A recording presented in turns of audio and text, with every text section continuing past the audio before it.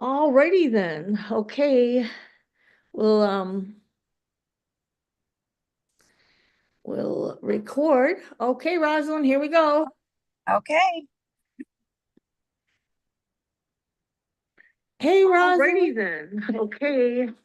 It's Well, Hi. Hi, Renee. How are you? I'm good. How are you? Lord. Okay, I Rosalyn, here we am go. doing Wonderful. okay. I am Mm. actually en route to Orlando. Traffic is crazy, of course. It is the Florida Blue Classic between Bethune-Cookman College and FAMU. So we are headed to Orlando. We expected to be there earlier than now, but we are in traffic.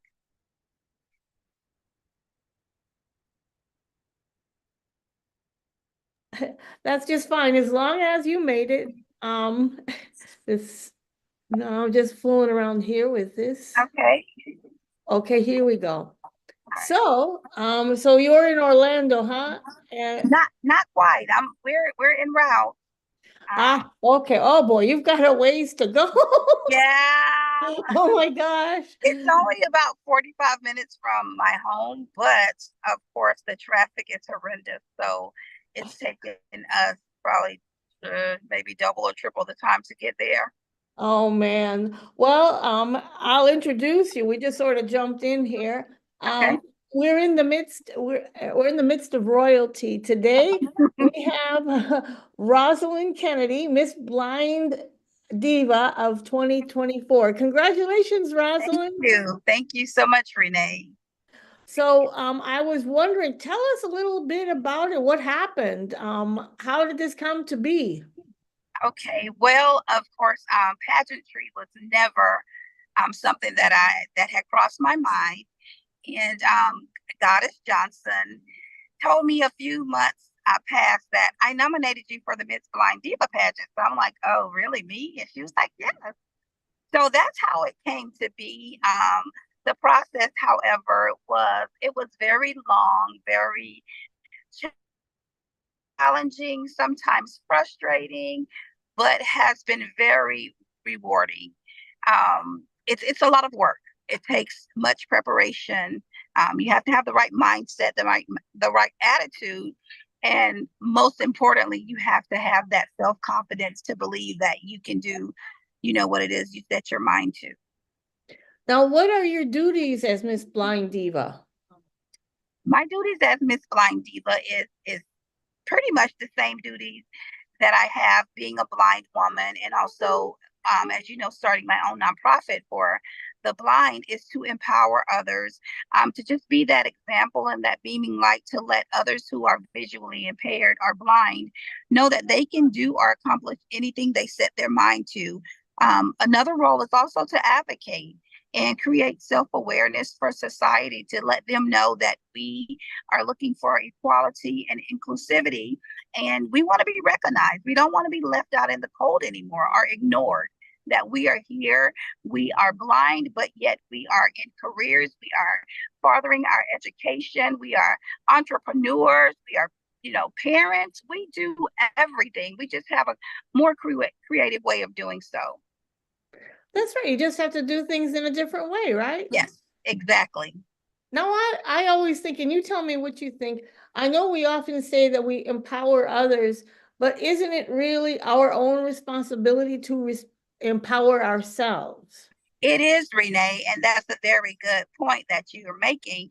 However, some have not reached that point in their lives where they have that self confidence or that self will or that self motivation, to actually empower themselves. And so that's where people like myself step in. And that's just to encourage others and to give them that push that will pull them into greatness.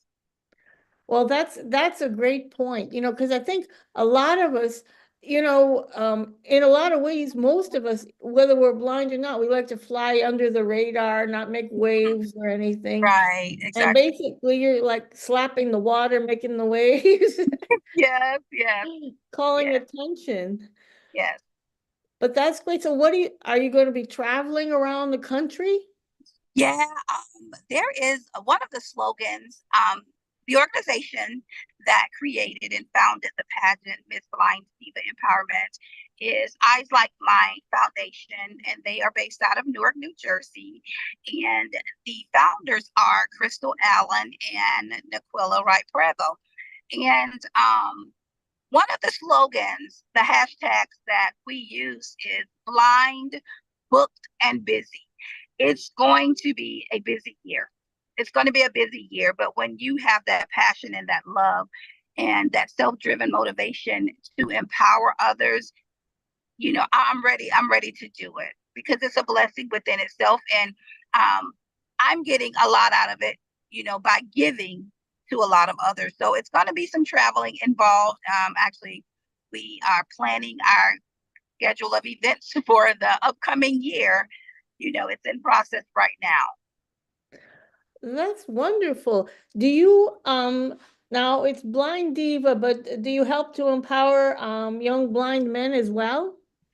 Empowerment is for all who are in the blind community. This just happens to be a pageant for women. However, our community is to encourage and empower all blind individuals. So it not only speaks for just women who, we encourage and empower to be great, but it's men as well. And it's like I said, speaking for the blind community as a whole. We have been for so long living in this biased perspective of society that, we are ignored, we are not included, we are overlooked. And we as blind people are ready to take that stand to let everyone know that we are here and we're not going anywhere until you all learn to embrace our blindness and give us that opportunity to demonstrate our abilities, our strength, and our skills. Now, it's interesting, because I think some people who are sighted, myself included, but now I don't get afraid, but I think a lot of people who are sighted are afraid of stepping on toes, saying the wrong things, using the wrong words. What do you say to them? And that is true, Renee. And the one of the main parts of what we do is educating, because there are some who are not educated as it relates to how to assist, how to approach, or how to attend to blind people. And so educating is a part of what we do as well as empowering. So we're out here trying to educate others on how to approach us, how to assist us. And we want them to know that even though we are blind, we need help sometimes, but we want to be able to reclaim that independency, to be able to do things on our own, or to at least attempt to do things on our own. So yes, we are open to assistance and help, but we want to be given that chance to see if we can do it, because we don't want to be crippled or handicapped, by others always doing something for us. Oh, you froze up a little bit here. What three big tips that you could give to sighted people? Like, hey, you can talk to us, you can do anything. Three big tips that you'd like to give to some of the sighted people to sort of like bridge the gap. Well, one of the first tips I would give is to observe, kind of watch us and to try to kind of see what type of assistance we may need. The second tip is to ask. Don't be afraid to ask if we need help, but give us that opportunity to say, yes, we would like your help, or no, let me try to do it first.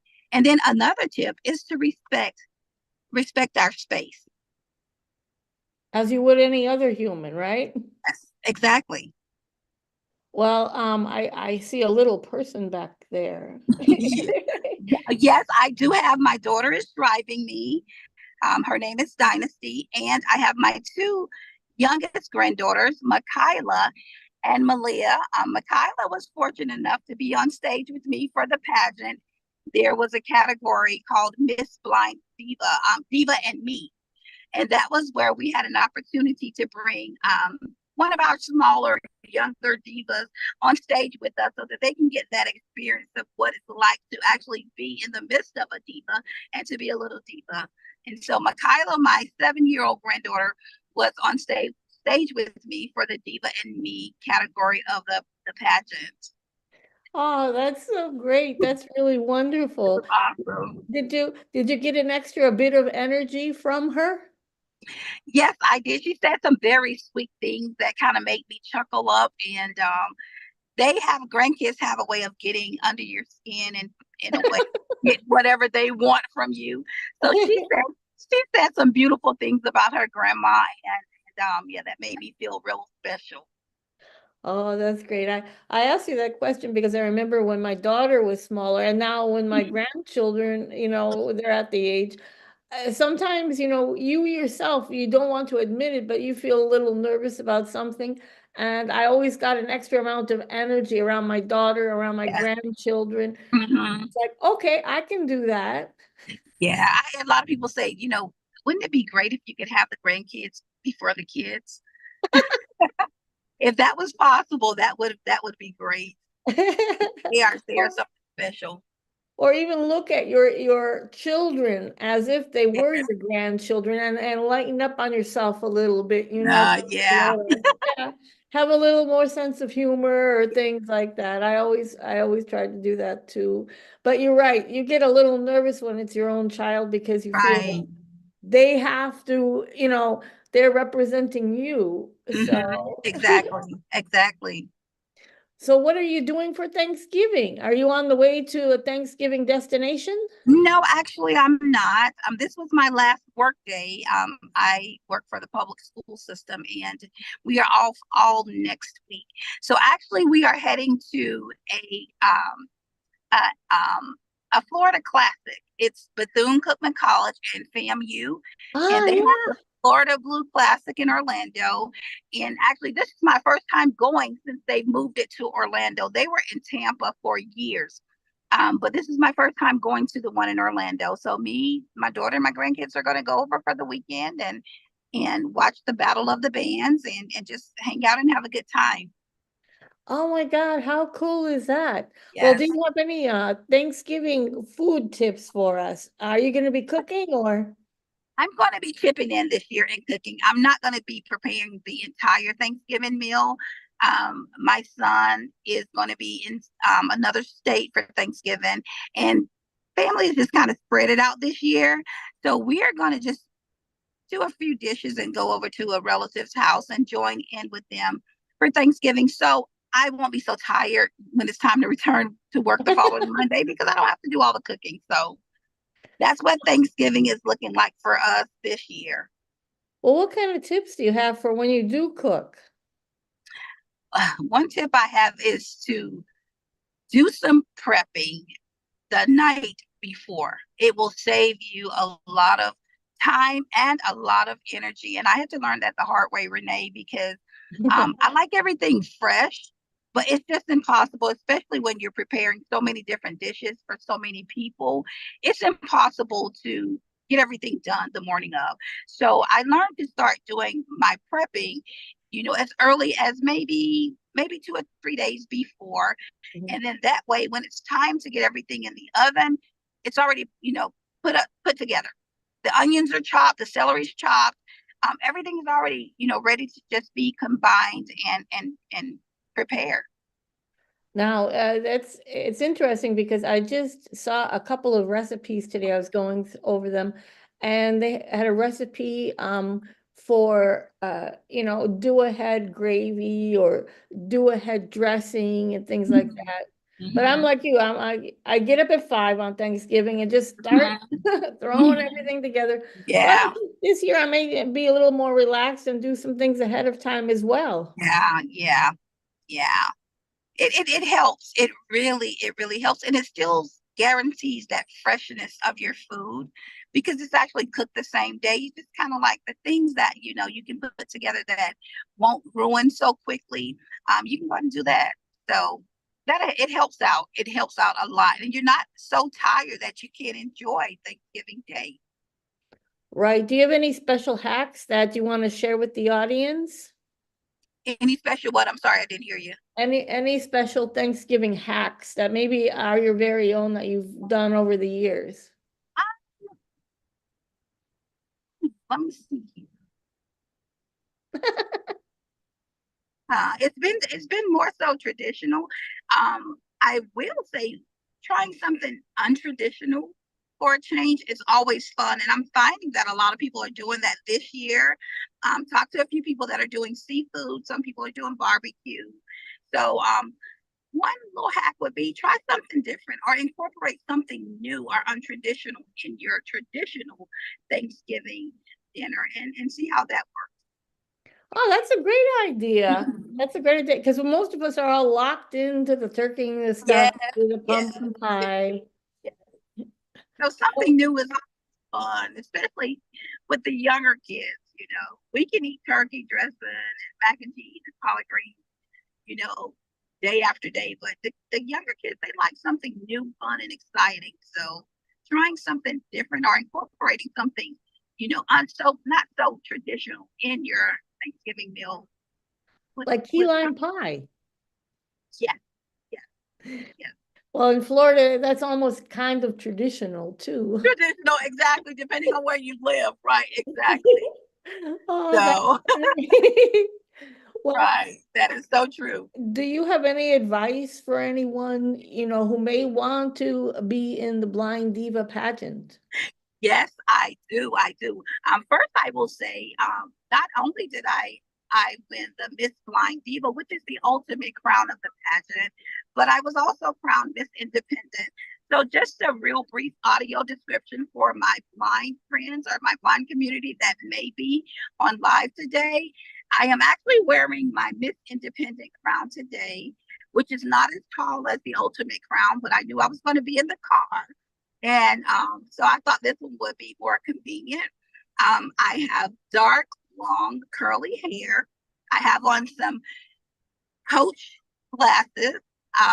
They're for the fashion more so than helping me to see. I have on an animal print top, and that's my audio description.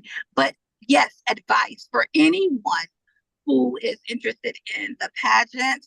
Um, it's a very good experience.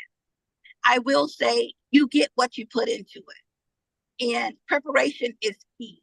Having the right mindset is key. Putting everything into perspective is key, and being confident about yourself is very important because when you step out on that stage, you're going to have the mindset to own the stage. And if you're not confident, it shows. It shows. So just go prepare, be the best you can be. We are looking for a phenomenal upcoming pageant. I am expecting it to be so big until we have to find a new location and some different approaches and strategies to use to accompany, all of the ladies that are going to be recruiting or being nominated for the pageant. But it's a great experience. I think it's something that every girl should do. Ah, that is great. Yeah, That and is, if anyone is interested or you have any questions, um, I'm open. You can inbox me. We haven't started yet, and once we do, I'll be sure to make sure that information. Once I'm given that information from the president and the founders, I am going to be spreading the news worldwide so that we can pull anyone in who is interested in participating in the pageant. And yes, we're excited about it. We are so excited about what's to come.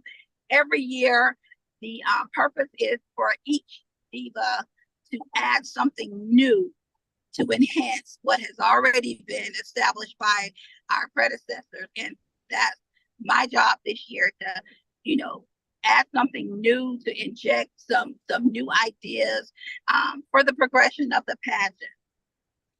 well, tell us how they reach you, Rosalyn. They can reach me. Actually, my social media handles, My Blind is Beautiful and Rosalyn Kennedy, both are my Facebook pages.